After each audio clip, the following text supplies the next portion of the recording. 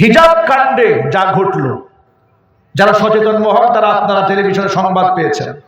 সেখানে ছাত্র ছাত্রীরা অসংখ্য লোকের আন্দোলন করেছে। 90 থেকে 95 ভাগ মুসলমানের দেশে শাখা সিঁদুরে বাধা নেয়, টিকলিতে বাধা নেয়, বদ্যুরা ন্যাড়া করে খুপির মধ্যে চুল রাখলে বাধা নেয়। অমুসলিমরা ধর্ম পালনের স্বাধীন। আর আমার মুসলিম বোন নার্সিং হোম একাডেমিতে হিজাব পড়েছে। হিজাব পরার অপরাধে কেচি দিয়ে হিজাবটা কেটে দেওয়া হয়েছে। আল্লাহ রাব্বুল আমিন বলেন, লা ইকরাহা ফিদ্দীন। অমুসলিমকে জোর করে নিজের ধর্মে এনে বাধ্য করার কোনো অধিকার কোনো মুসলমানের নাই। ইসলামে অমুসলিমকে জোর করে আপনি কালিমা পড়াতে পারবেন না, আল্লাহ বারণ করেছেন। শুধুমাত্র কালিমা পড়াতেই বারণ করেছেন তা নয়। আল্লাহ পাক বলেন, লা তাসুব্বুল্লাযীনা ইয়াদউনা মিন দুনিল্লাহ ফায়াসুব্বুল্লাহা আদওয়াম বিগাইরি। আমি আল্লাহকে বাদ দিয়ে ওরা যাদের উপাসনা করে তোমরা তাদেরকে গালমন্দ করো না, তাহলে ওরা হিংসা বশবর্তী হয়ে তোমরা তাদেরকে তাদের দেবতাকে গালমন্দ করলে ওরা হিংসা বশবর্তী হয়ে তোমার আল্লাহকেই তারা গালি দেওয়া শুরু করে দিবে। ইসলাম বলেছে অমুসলিমদের দেব দেবীর সমালোচনা করা যাবে না। সুবহানাল্লাহ, একটু জোরে করেন না সুবহানাল্লাহ। যার দরুন আমরা কখনো অমুসলিমদের পূজা মণ্ডপে আমরা হামলা করি না, পূজার কাজে আমরা বাধা দেই না, তাদের মন্দির ভেঙে আমরা মসজিদ নির্মাণ করি না। কথা বলেন ঠিক কিনা বলেন?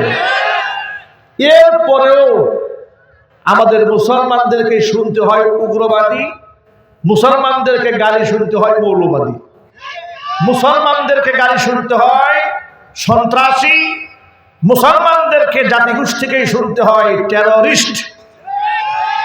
কথা বলেন ঠিক কিনা? এত শান্তময় জীবন অমুসলিমদেরকে উপহার দেওয়ার পরেও ওরা আমাদেরকে টেররিস্ট বলে, ওরা আমাদেরকে সন্ত্রাসী বলে, ওরা আমাদেরকে মৌলবাদ বলে। আমাদের প্রতি এদেশের মুসলমানদের প্রতি, এদেশের আলেমদের প্রতি এই দেশের নাস্তিক বুদ্ধিজীবীরা কি সন্তুষ্ট? কথা একটু বলেন না। এই দেশের যত বুদ্ধিজীবী আছে টাকলা বুদ্ধিজীবী আছে না নাই? টেলিভিশনে বসে বসে দেখবেন কফি গিলতেছে আর আলেমদের 14 গোষ্ঠী উদ্ধার করতেছে, আছে না নাই? ওরা কি আলেমদের প্রতি সন্তুষ্ট হতে পেরেছে? সন্তুষ্ট হতে পারে না।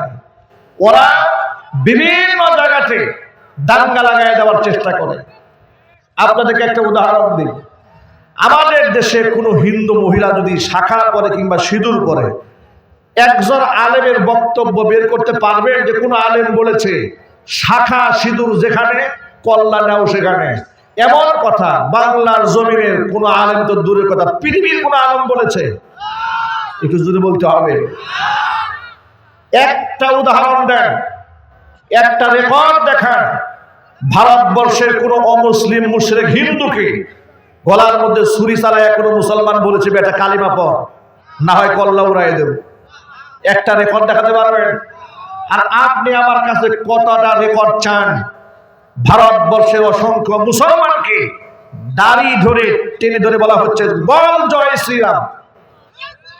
কথা বলেন না ঠিক কিনা বলেন? জয় শ্রীরাম বল, না হয় কল্লা উড়াই দেব, বাধ্য করা হচ্ছে।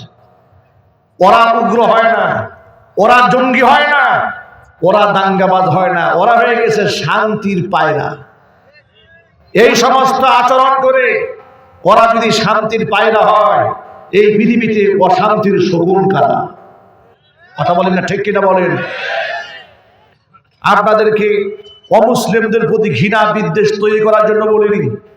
ইসলাম শান্তির কথা বলেছে, কিন্তু আমি আমার অধিকারের কথা বলে যাব। কুমিল্লাতে গত জানুয়ারির 23 তারিখে নার্সিং হোম একাডেমিতে হিজাব কাণ্ডে যা ঘটলো, যারা সচেতন মহল তারা আপনারা টেলিভিশনে সংবাদ পেয়েছেন। সেখানে ছাত্র ছাত্রীরা অসংখ্য লোকের আন্দোলন করেছে। 90 থেকে 95 মুসলমানের দেশে শাখা সিঁদুরে বাধা নেয়, টিকলিতে বাধা নেয়, বৌদ্ধরা নেড়া করে খুপির মধ্যে চুল রাখলে বাধা নেয়, অমুসলিমরা ধর্ম পালনের স্বাধীন।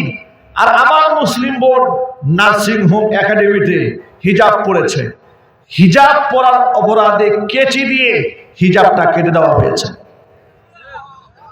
এই সাহস ওরা পেয়েছে কার কাছ থেকে? কে ওদেরকে উস্কানি দিল? সর্বশেষ হিজাবের পক্ষে ব্যাপক আন্দোলন হলো। আমার এই বক্তব্য অনলাইন সার্চ করে ইউটিউব থেকে দেখে নেবেন। আমি যা বলেছি সত্য না অসত্য।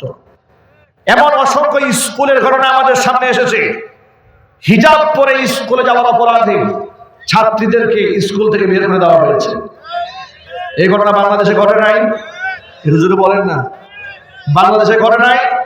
ঘটেছে। তাহলে এর দ্বারা সুস্পষ্ট প্রমাণিত হয় মুসলমানদের ইসলাম ধর্ম পালনে এই দেশে স্বাধীনতা নাই। একটা চক্র মুসলমানদেরকে ধর্মীয় কাজ করতে প্রতিনিয়ত বাধা দিচ্ছে। একটু বলতে হবে, ঠিক কিনা বলেন? কুষ্টিয়া ইসলামিক ইউনিভার্সিটি আজ থেকে 10 দিন আগে ইসলামিক ইউনিভার্সিটির এক বোন বিশ্ববিদ্যালয়ের সর্বশেষ তিনি ফাইনাল ভাইবা পরীক্ষা দিতে গিয়েছেন। ভাইবার পরীক্ষা হলে যারা দায়িত্বে ছিলেন তারা বললেন যে তুমি যদি ভাইবা পরীক্ষা দাও তাহলে তোমার মুখের নেকাবটা সরাতে হবে, নেকাব না সরালে ভাইবা পরীক্ষা হবে না। মেয়েটি বলেছে নেকাব পরা ফরজ, ভাইবা দেওয়া ফরজ না। সুবহানাল্লাহ বলবেন না? নেকাবকে সংরক্ষণ করে পরীক্ষা না দিয়ে হল থেকে বের হয়ে এসছে। গোটা বাংলাদেশে সমালোচনা ঝড় উঠেছে। যাই দিন পত্রিকার রিপোর্ট আছে, আমার কাছে স্ক্রিনশট আছে। যদি কারো সন্দেহ থাকে দলিলগুলো বয়ানের পরে আমার কাছ থেকে নিয়ে যাবেন। আমার বক্তব্য স্পষ্ট এক্ষেত্রে। 90 থেকে 95 মুসলিম অধ্যুষিত এই দেশে বাধা দেওয়া হবে দাড়ি রাখলে, বাধা দেওয়া হবে হিজাব পরলে, পরীক্ষা দেওয়া যাবে না নেকাব পরলে। এই ধরনের কাজ যারা করে প্রতিনিয়ত মুসলমানদের মধ্যে বিভেদ দাঙ্গা লাগাই দেওয়ার জন্য তারা চেষ্টা চালাচ্ছে। যুবকরা কথা বলতে হবে, ঠিক কিনা বলেন?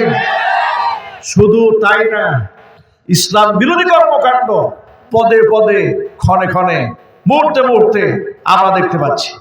ব্র্যাক ইউনিভার্সিটি